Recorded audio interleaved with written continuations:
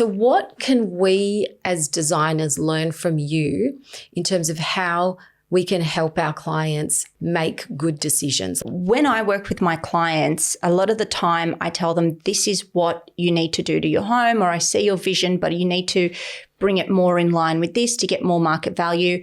And this is where I love working with interior designers, and where I say I'm a tool in your belt is I do not want to replace an interior designer.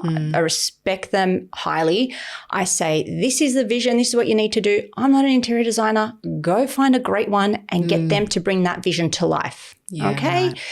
You need to, and where I help them as well is I give them in order for you to renovate your home, and because there's always a ceiling on a home. It doesn't matter how incredible it is. You can go and spend $2 million on a home. It will never get more than a certain price, depending on where it's positioned, right?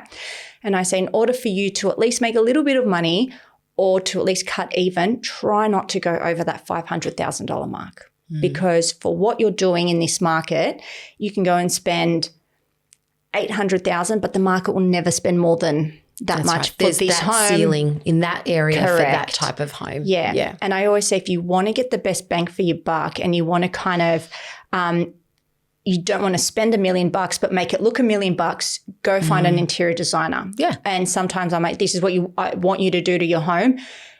Go find out if that's viable from a builder, because I don't know if this is load-bearing wall. That could add to the cost. I don't know if you need special council approval for what I'm suggesting.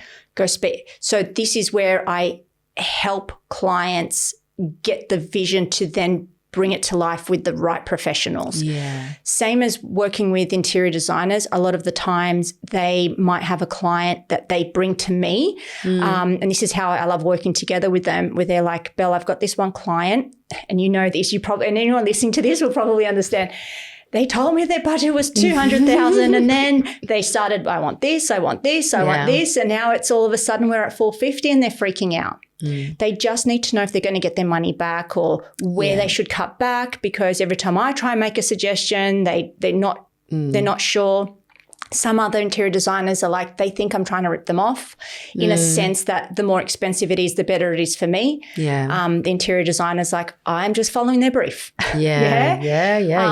These are all very familiar conversations. So I, again, don't come in and say, cut that out, do this. It's conversations around, yes, this definitely adds value. This is where I think you should concentrate on your money. Like this, you must present the home this way.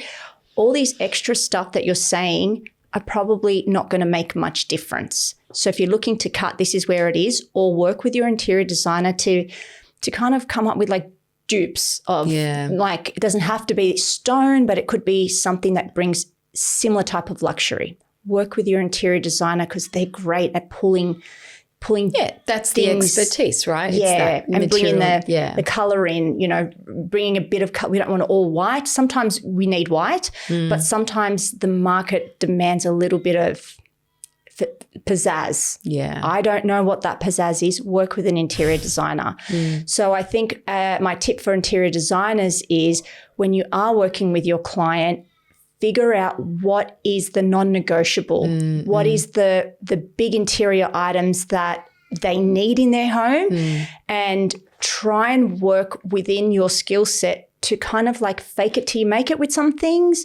Everyone wants the Taj Mahal stone everywhere. And maybe you could go, I really think we should just keep it to the bench top. I know you want it on the splashback and you want it around the range hood, and you also want it in the bathroom.